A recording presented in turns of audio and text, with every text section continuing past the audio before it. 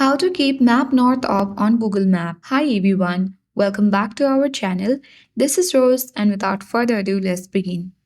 To keep Map North up on Google Maps, simply navigate to Google Maps application on your Android device and make sure that you sign in.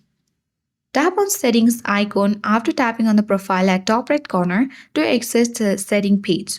Now you need to scroll down to the bottom of your screen and look for the navigation option. Select that, and here you will get the option of Keep Map North of. Simply you need to turn on the button for that option. After that, your map will now always align with the north, providing a stable reference point as you navigate, and there it is, you have successfully set your Google Maps to always face north.